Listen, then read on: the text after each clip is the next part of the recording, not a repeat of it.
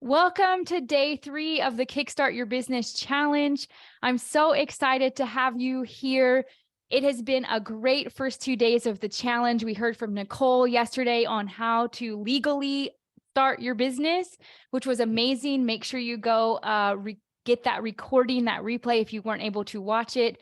And I want to make sure that you know where the resource hub is. You can get all of the workbooks from the previous days, and you can get today's workbook plus links to follow my amazing speakers and the replays for the previous days. So you can get that at christyjohnsoncreative.com/kickstart resources. I want to invite you today to go ahead and download the workbook for day 3.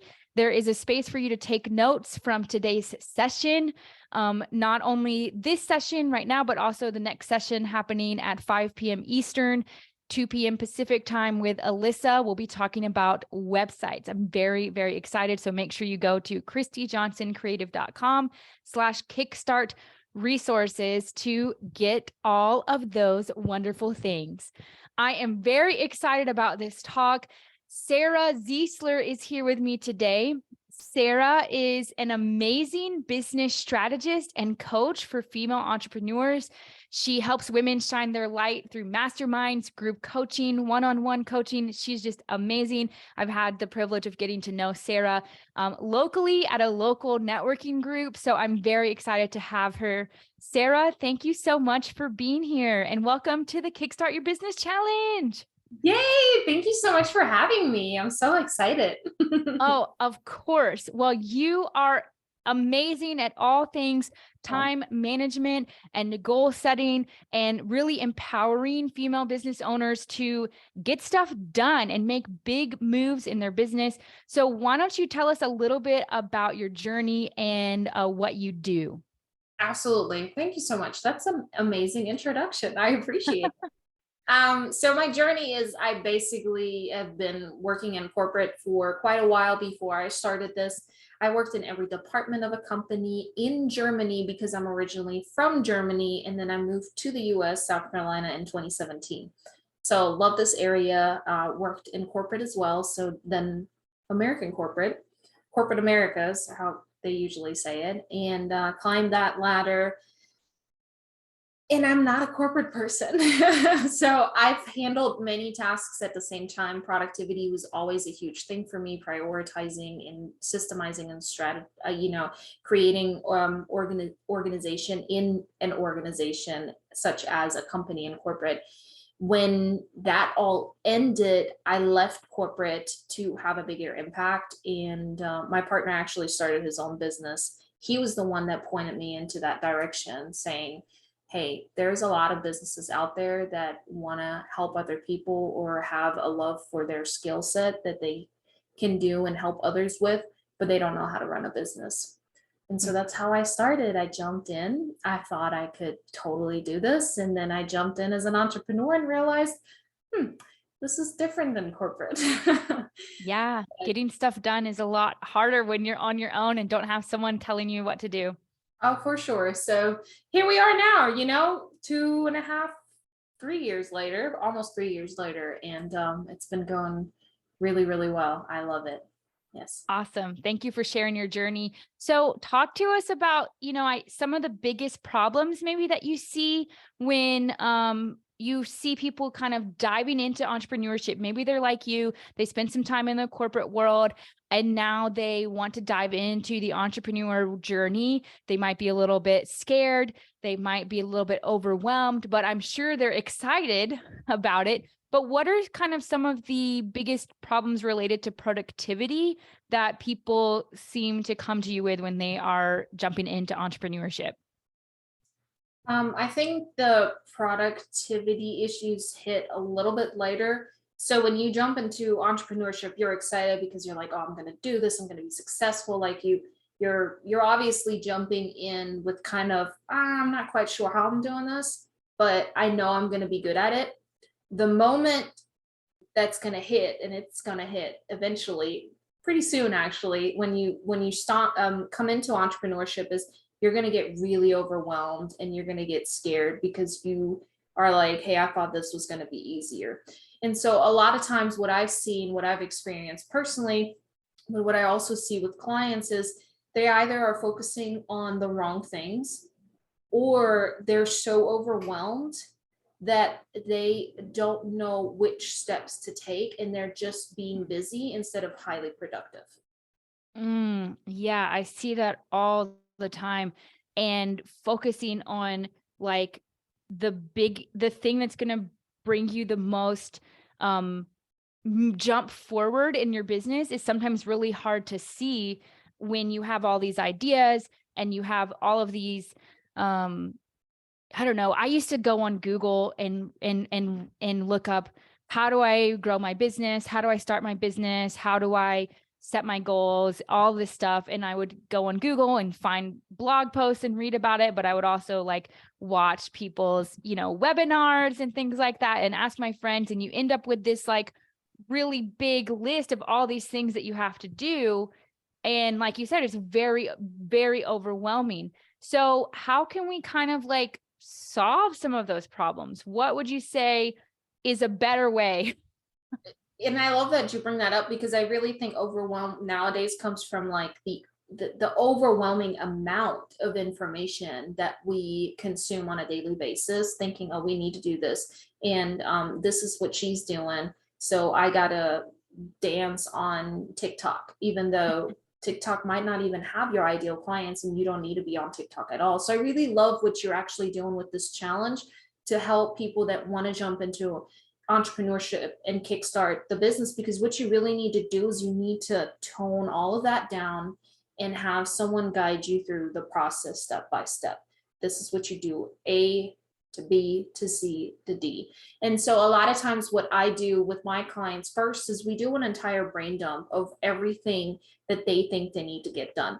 So then you need to set clear goals. It's like, what exactly do you want to achieve? Not in 5 years. Like, where do you want to be in business with in 5 years? I hate that question. It drives me crazy, because it's like, hey, let's focus on the next 90 days. And so I create 12-week plans with my clients, where you really create a goal and then an action step on how are you going to reach that goal, thinking through the small steps it's going to take. And it's not getting a new logo, and it's not building a website. It's, who is your ideal client, and who are you going to target, and where are they at? Like, what are specific priorities that you need to work on a weekly basis or a daily basis to get closer to that goal and establish that business?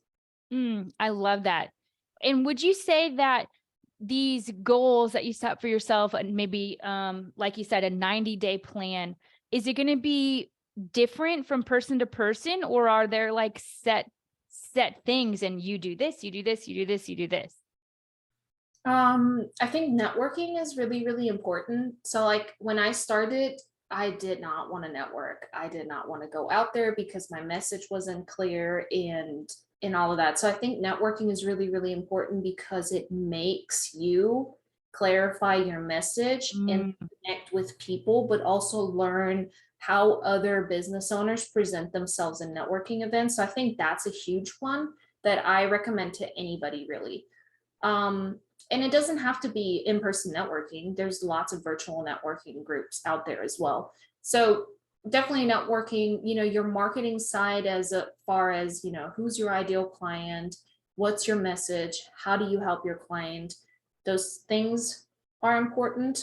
Um, I yeah. think I think it's also important to kind of know like what your ultimate goal for the next 90 days is. Like, is it to land, 2 clients of this particular package, or is it to, um, you know, grow your email list to 1,000 subscribers? Like, I think a lot of times we get caught up in like, oh, like you said, TikTok. I need to do TikTok on for my business because every single person that I know is doing TikTok. Right. But if being on TikTok is not actually going to help you achieve your goal, then there's no reason for you to be on TikTok. So I feel like it kind of comes back to, yeah, what is your goal and what is aligned with you, and what you want to bring in for the next 90 days of your business. Exactly, which goes back to the first question you asked, what do you think is the biggest problem? The biggest problem is lack of clarity because there's too much information out there. So really being very clear on where do we want to go, what's the goal I'm setting for the next 90 days, and working on just that. Mm. Not getting sidetracked with all our great ideas, because we do have amazing ideas. It's just you need to take things step by step. Oh my word. Yes. I see this all the time. I love brain dumping, like you suggested, but we have to have a clear vision. You have to choose what's important and focus on that. And if you have all these other ideas, we're like, ooh, shiny, I want to do that. Then put it on your brain dump list and let's decide, when that's going to be a good priority for you. But now focus on crushing those goals that you have for your next 90 days. Exactly. Yes. Yeah.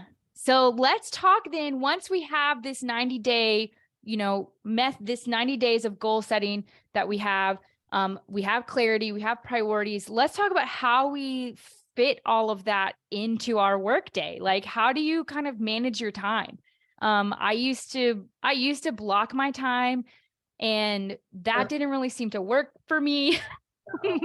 But then I just kept like trying. So what can we do to manage our time better? Productivity is something, it's so funny because like I ask myself this question every single day, and I constantly adjust and change. But what really helps me and has helped my clients tremendously is what I call an intuitive time management system. So I Ooh, I created this love that. and Chrissy and we've talked about this. I mean, and the intuitive time management is so awesome because it works. So let me explain to you how it works. Once you have your goal and you have your action steps of what you need to do to reach your goals, with your intuitive time management system, what you want to do is you want to plan out your week on either a Friday or a Sunday. I don't like the Monday morning thing, so I'm scratching that from now on. Do it before you start on Monday, because if you finish work on Friday to take some time off during the weekend and then start back on Monday, you don't know what's going on. So take the time to plan your next week so that when you start Monday morning, you know where you're going. You have the clarity to know where you're going. What I start with first is really, hey, where do I have to be? What meetings do I have? Who do I meet with? And then I think about the 5 different pillars of business of, hey, what do I need to do in marketing? What do I need to do in sales? What do I need to do for my finances? Is my budget up to date? Do I need to update it? Do I need to look at my finances, my bookkeeping, my administrative things, and then my client work? Now, I like to add a 6th one because once you start diving into entrepreneurship, mindset is super important. So your self-development is very, very important as well. Reading certain books. There's something special about reading a book in the morning for 5 minutes and get a new idea and get inspired and then start your day like that, because it's going to be way more productive because you're already motivated to do this. So once you got that, then Monday morning begins, and all you have on your list is not a long, and I probably have like a long list right here. This is just my brain dump. Yeah. What you want to do is you pick 3 things, and that's what needs to get done that day. So I call it the 3-item day. You pick 3 things that need to get done that day, and those are your top 3 priorities. So when you start Monday morning, you look at your 3 things instead of 10 things. So now the first question you're not asking yourself is, oh, what do I start? What's a priority? What do I need to get done? And now you spend 5 minutes on trying to figure out what your priority is. You pick out of the 3, you pick the one you feel most aligned with, and you just go do that, get it done. Usually picking something, you're probably going to pick the one that's the easiest out of the 3, just because we try not to go with uncomfortable things. But that's also a good thing because it's going to make you accomplished first thing in the morning. From there, you only got 2 more things left. So you continue just working off your items. Now, if you're anything like me, you're going to be like, okay, Sarah, like putting 3 things on my to-do list for a day, how am I really going to get a lot of things done? Get the 3 things done on your bad days. And what's going to happen on your good days is you're going to get so motivated and so productive that you're going to hit a flow state where you're just going to knock out 5 to 10 more things that you need to get done in your business. You're going to create that really intuitive, high productivity level of productivity. And that's the intuitive time management system. At the end of Monday, you then pick your next things for Tuesday. You don't want to plan out your entire week. I've been there, I've done it on a Sunday. I'm like, oh, I'm going to do these 3 things on Monday and these 3 things on Tuesday. And then something happens along the way during the week. And all of a sudden you're behind. And now you're frustrated again. You're beating yourself up for no reason. It's also damaging your productivity and your work. And so it doesn't help at all. That's what you do. That is so powerful. And I have to say, you were on my podcast a couple of weeks ago, and I started taking action on what you said and implementing this into my life. And it literally changed the way that I showed up for this week, especially. I've been running this live challenge. It's been kind of, it's been a lot of tasks. And so I have challenged myself to create more white space in my calendar, to have more room for flexibility and more room for flow. And instead of cramming a bunch of things on my list, which is what I used to do, just having the 3 things. And yesterday I had the 3 things that I wanted to do, but I ended up like knocking out a sales page for my group program that's launching soon. Like that wasn't even on my list, and it was a big task. And I just like, boom, boom, boom, like went through it and did all of these like back end things. And I was like, look at me being so productive. Thank you, Sarah. I love that. That's amazing. It's because you're not pushing yourself through the task. You're letting the task come to you, feel aligned with it, and then get it done. Yeah. See the task, so I hope it resonates with people. Yes, for sure. And I love like talking about that flow state. Like that is kind of like the part where for me work doesn't feel like work, where it feels exciting, where it feels fun, and where I think like, oh my word, I can't believe that I get to do this as my job. And I have had that like feeling before, or been in, I guess, the flow state. And I've kind of thought to myself, oh, well, that was fun. And then never really like kind of analyzed, okay, how did that happen? How did I get there? So it sounds like what you're saying, like we can tap into flow state like more often than just willy-nilly, like random times, not really sure when it's going to happen. Yes and no. Okay, I love that. Tell me more. I think a flow state is something that happens because you're aligned with what you're doing and you're enjoying it, and you feel confident and you feel accomplished and you're excited. I think that if you're trying to tap into flow state on a day where your hormones might be crazy, like today's like a weird day for me, it's crazy. And so I'm not expecting myself to be at my highest productivity. And I think that's really, really important for us women to start learning that. And I'm still learning. We're all still learning, right? That it's okay to have both, and to allow yourself to be in flow when you are, and to be okay when you're not. So yes, by going more with the intuitive time management and aligning more with you, yourself, and your business, and finding the right people to help you with that, you'll tap into flow state more often. But it's not something where you're like, oh, I need to tap into flow state right now. Because as soon as you go with that, you're not, you're pushing yourself again. So you're not really actually engineering it. Okay. I love that. That's just based off of my experience. Yeah. And I love that. That's more intuitive.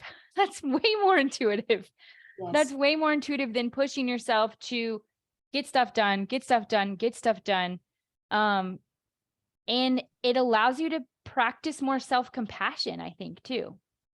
Super important when you want to be an entrepreneur. Yes. Super important because it can go downhill really quick.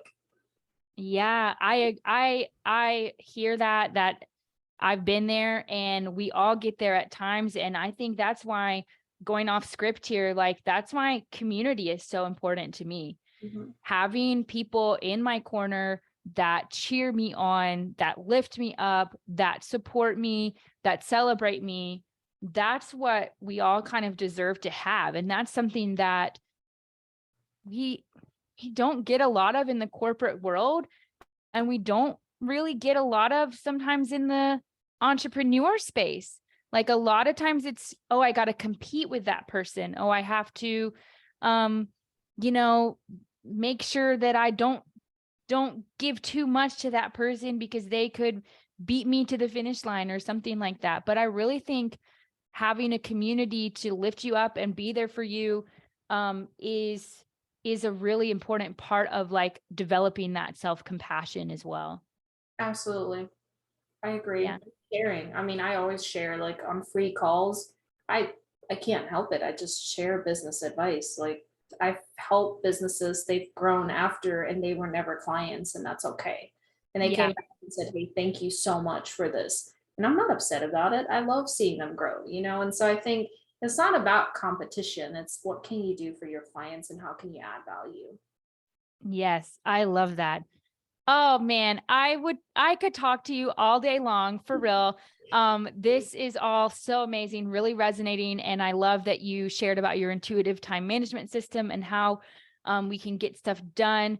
I would love to hear from you if you have like an action item. This is a challenge. So I'm trying to challenge my audience after every single session to really take action to kickstart their business. So is there anything you can share with the audience that would just kind of be like a small action step that they can challenge themselves to do and see big wins from today?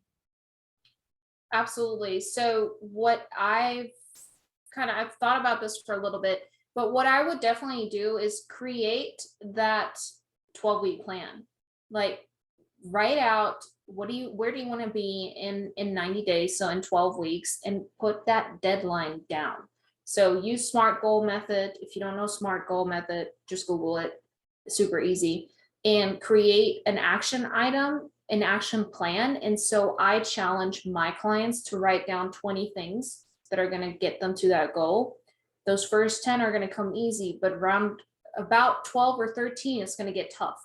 It's going to make you think through the process in really step by step. So make it simple, make it easy, and get that action plan going.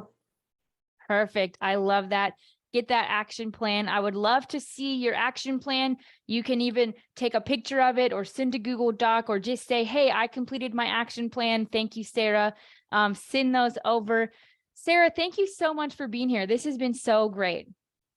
You're welcome. Thank you so much for having me. I love this. I always love talking to you about this. This is amazing. So I really hope Oh, it's brought some value to the people listening here today. Thank you for having me. yes, thank you so much. All right, my friends, thank you for finishing session one. You heard your challenge from Sarah to create your 90-day, your 12-week plan and set a deadline for yourself, writing down those 20 things to get you there through to your goal. And I want to invite you to follow Sarah on Instagram. She is Sarah Ziesler Sarah Ziesler Coaching on Instagram. Yep. Okay. And there is a link to her Instagram on the resource hub. You can go there, and she has a productivity challenge that you can take in her Instagram link. So definitely check that out. Remember, the resource hub is at christyjohnsоncreative.com/kickstart resources. So Sarah's link is there. And that's where the replay of this will be when we're done with this. And all the rest of the replays from the challenge will go there as well. Join me later this afternoon at 5 p.m. Eastern Time, 2 p.m. Pacific Time. We have Alyssa Brooke coming to talk to us about creating a website that converts, and I'm very excited about that. So we will see you then. Thank you so much for being here, everyone. It's amazing. Thank you.